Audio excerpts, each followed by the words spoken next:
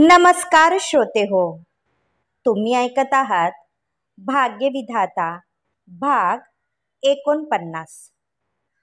रात्र सरली होती तरीही आरोहीचा काहीच तपास लागला नव्हता. जयाची तर रडून बेजार अवस्था झाली होती. तिने शमशेराला कितीतरी कॉल केले असतील, पण आरोहीविषयी काहीच माहिती मिळाली नव्हती. म्हणून ती सुन्न अवस्थेत एकटीच विचार करत बसली होती. तिच्या एका चुकीमुळे आरोही तिच्यापासून दुरावली होती. डोअर बेल वाजली. आरोही. जयाला वाटलं की आरोही आली असेल, म्हणून तिने पटकन दरवाजा उघडला तर समोर व्हीलचेअरवर बसलेली जान्हवी होती. तिच्यासोबत सिद्धार्थ होता. मॅडम, तुम्ही प्लीज या ना. जयाने त्या दोघांना आतमध्ये घेतलं. सिद्धार्थने तिला दोन्ही हातावर उचलून सोफ्यावर बसवलं. तेवढ्यात जया दोघांसाठी पाणी घेऊन आली. आरोहीची काही माहिती मिळाली? जान्हवीने विचारलं. शमशेरा शोध घेत आहे. अजून काहीच तपास लागला नाही. माहीत नाही आरोही कशा अवस्थेत असेल. जया रडायला लागली होती. आम्ही पोलीस स्टेशनमध्ये मिसिंग कंप्लेंट नोंदवली आहे. ते आरोहीला शोधून काढतील. सिद्धार्थने आश्वासन दिलं. मला विश्वजित सरांकडून ही अपेक्षा नव्हती. दोघांमध्ये कितीही मतभेद असले तरी एकेकाळी विश्वजित सरांनी तिच्यावर प्रेम केलं होतं. त्यांनी त्या प्रेमाची जाणीव ठेवायला हवी होती. त्यांनी मनात आणलं तर आरोही नक्कीच सापडेल. जया म्हणाली. खूप उशीर झाला आहे. त्रिशा आणि भाईच्या लग्नाची तयारी सुरू झाली आहे. त्यात भाई काहीच ऐकून घेण्याच्या मनस्थितीत नाही. माहीत नाही त्रिशाने त्यांच्यावर काय जादू केली आहे. नाहीतर माझे भाई असे नव्हते. जान्हवीचे डोळे भरून आले होते. आरोहीच्या काळजीने तिचा जीव कासावीस झाला होता. विश्वजित एकटक आपल्या आईच्या फोटोकडे पाहत होता. यावेळी त्याच्या मनामध्ये विचारांचं काहूर माजलं होतं, जे शांत होण्याचं नाव घेत नव्हतं. आपण जे करत आहोत ते चूक की बरोबर ही समजण्याची शक्ती त्याच्यामध्ये राहिली नव्हती.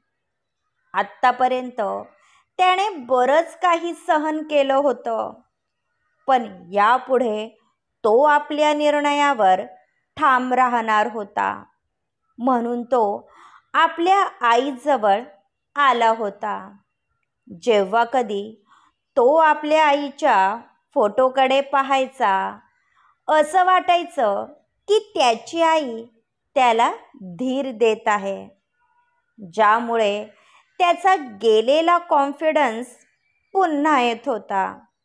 यावरून समजत होतं की दोघांमध्ये असलेलं नातं किती अतूट आहे. विश्वजितच्या खांद्यावर कोणाचा तरी हात पडला. तसे त्याने वळून पाहिले. अंकल, तुम्ही? अमितला पाहून विश्वजितने आपले हलके पाणवलेले डोळे पुसले. तुझी अवस्था मी समजू शकतो. माझा देवावर विश्वास आहे. तो आपल्या भल्याचा विचार करत असतो. म्हणून त्याने तुझ्यासाठी त्रिशाची निवड केली आहे. तुम्ही दोघे सुखात राहा. आमचे आशीर्वाद तुमच्या सोबत आहे. अमित त्याची समजूत काढत होते. तुमच्या लग्नाला इतकी वर्ष झाली तरी तुम्ही अमृता आंटीसोबत सुखी का नाही? तुमचं त्यांच्यावर प्रेम नव्हतं तरी तुम्ही त्यांच्यासोबत का राहिलात? तुम्हाला असं नाही वाटत की तुम्ही स्वार्थी आहात म्हणून एका मुलीची लाईफ उद्ध्वस्त केली? विश्वजितने विचारलं. आपण ज्या समाजामध्ये राहतो तिथे स्वतःपेक्षा दुसऱ्यांचा विचार जास्त करावा लागतो. अमृता प्रेग्नेंट होती. अशामध्ये मी तिला सोडलं असतं तर लोकांनी मला नावं ठेवली असती आणि माझ्या मुलीचं फ्युचर संकटात आलं असतं. माझ्या मुलीसाठी मी स्वतःच्या सुखाचा त्याग केला होता, ज्याचा मला पश्चाताप नाही. माझी मुलगी सुखात आहे हेच माझ्यासाठी खूप आहे, अमितने उत्तर दिलं. तसा विश्वजित हसायला लागला.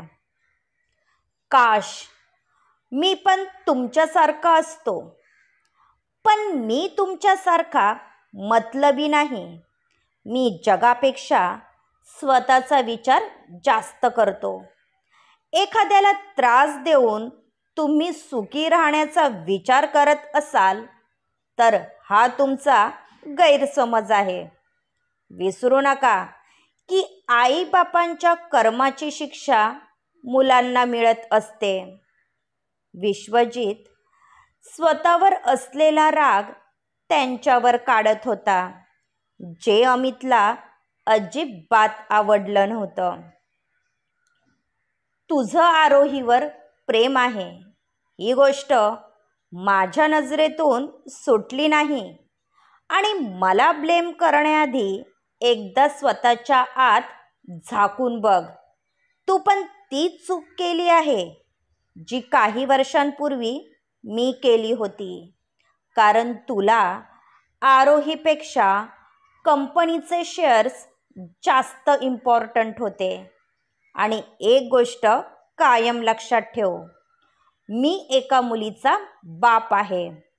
जो व्यक्ती आपल्या मुलीच्या सुखासाठी स्वतःच्या प्रेमाचा त्याग करू शकतो तो माणूस आपल्या मुलीसाठी कोणत्याही थराला जाऊ शकतो. त्रिशा माझं सर्वस्व आहे आणि तिचं सुख तुझ्यात आहे, म्हणून मी कधीच तुझं लग्न आरोहीसोबत होऊ दिलं नसतं. अमितने आपला पवित्रा बदलला होता. अमित दिसतात तसे नाही हे विश्वजितला आधीपासून माहीत होतं, पण आज त्याची प्रचिती आली होती. कधी कधी मी विचार करतो की मी असा का आहे, पण आज मला समजलं की माझी संगत खराब आहे. तरी नशीब की माझ्यामध्ये माझ्या आईचं रक्त आहे, म्हणून अजूनही माझ्यामध्ये चांगुलपणा आहे. बाय द वे, तुम्ही एकदा स्वतःचं चेकअप करून घ्या, तुम्हाला गरज पडेल. विश्वजित हसतच बाहेर निघून गेला. पण तो असं का म्हणाला असेल ही गोष्ट अमितला समजली नाही. पण अमृताने त्या दोघांचं बोलणं चोरून ऐकलं होतं. तिच्या मनामध्ये संशयाची सुई टोचत होती. ऐन लग्नाच्या दिवशी विश्वजितने काही घोळ घालायला नको म्हणून ती देवाला प्रार्थना करत होती. बंगलोमध्ये सजावटीचे काम सुरू करण्यात आले होते. राकेश आणि अमित प्रत्येक ठिकाणी जातीने लक्ष देत होते. हा विवाह सोहळा पाहण्यासारखा असणार होता. कित्येक नावाजलेले VIP आमंत्रित करण्यात येणार होते. म्हणून तयारी पण पाटील घराण्याच्या प्रेस्टिजला शोभेल अशी करण्यात आली होती. त्रिशा आपल्या मैत्रिणींसोबत शॉपिंगमध्ये बिझी होती, म्हणून तिला आरोहीचा विसर पडला होता. तिला आपली प्रत्येक हौस पूर्ण करायची होती. यावेळी विश्वजितच्या मनामध्ये काय शिजत आहे हे जाणून घेण्याची कोणीही तसदी घेतली नाही, जो तो आपल्या परीने लग्नाच्या तयारीमध्ये गुंतला होता. विश्वजित आपल्या रूमच्या गॅलरीत उभा राहून लॉनमध्ये नजर मारत होता. तिथे सजावटीचे काम सुरू होते, कारण तिथेच लग्नाचे विधी पार पडणार होते.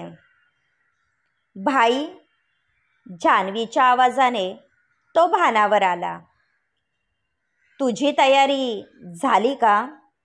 आफ्टर ऑल तुझ्या भाईचं लग्न आहे, विश्वजितने विचारलं. माझा या लग्नामध्ये थोडाही इंटरेस्ट नाही. मी हे सांगायला आले होते की मला ऑफिस जॉईन करायचं आहे. स्वतःच्या पायावर उभं राहण्याचा अर्थ असा नाही की मी 2 पायावर चालायला हवं. मी माझ्या कर्तृत्वाने स्वतःला सिद्ध करू शकते. जान्हवीचा हा निर्णय त्याला मनापासून आवडला होता. या कंपनीमध्ये तुझाही बराबरीचा अधिकार आहे. तुला हवं तेव्हा तू जॉईन करू शकतेस. विश्वजितला आपल्या बहिणीचा अभिमान वाटत होता. थँक्यू भाई. जान्हवी जाण्यासाठी निघाली. तुला आणखी काही विचारायचं नाही? विश्वजितने विचारलं. आता बोलण्यासारखं काय राहिलं आहे? चांगल्या आणि वाईटाची समज आमच्यापेक्षा जास्त तुम्हाला आहे, म्हणून नाहक वाद घालून मला तुम्हाला कमीपणा दाखवायचा नाही, असे बोलून जान्हवी निघून गेली. पण तिच्या आवाजातील रितेपणा विश्वजितला जाणवला होता. तरीही तो एखाद्या दगडासारखा निश्चल होता. रात्री बराच उशिराने ती घरी आली होती. तिने बेडरूमचा दरवाजा व्यवस्थित लॉक केला. लग्नाला मोजकेच दिवस राहिले होते. त्याआधी तिला शहानिशा करायची होती. तिने मोबाईल घेतला व खंडूचा नंबर डायल केला. हॅलो, आरोहीचं काय झालं? तिने थंड आवाजात विचारलं. तसा खंडू रडायला लागला. तुमचं काम झालं मालकीन. आरोही या जगामध्ये नाही. माझी शेवटची इच्छा अपूर्ण राहिली, याचं मला वाईट वाटत आहे. खंडू म्हणाला. खड्ड्यात गेली तुझी इच्छा. पोलीस आरोहीचा शोध घेत आहे. तू मुंबईमध्ये थांबलास तर ते तुला शोधून काढतील आणि सत्य बाहेर येईल. आरोही मेली आहे हे कोणालाही समजता कामा नये, नाहीतर विश्वजित लग्नाला तयार होणार नाही. तू आजच मुंबई सोड, तिने सांगितलं. मी काय तुमच्या शब्दाबाहेर नाही. मी आत्ताच साताऱ्याची बस पकडतो. यापुढे तुम्हाला आरोहीसोबत माझं पण थोबाड दिसणार नाही. खंडूने कॉल कट केला आणि ती वेड्यासारखी हसायला लागली. शेवटी तिने आपला बदला घेतला होता. नेहमीप्रमाणे तिला जे हवं होतं ते तिने मिळवलं होतं. क्रमश. पुढील भाग ऐकण्यासाठी चॅनलला सबस्क्राईब करा. धन्यवाद.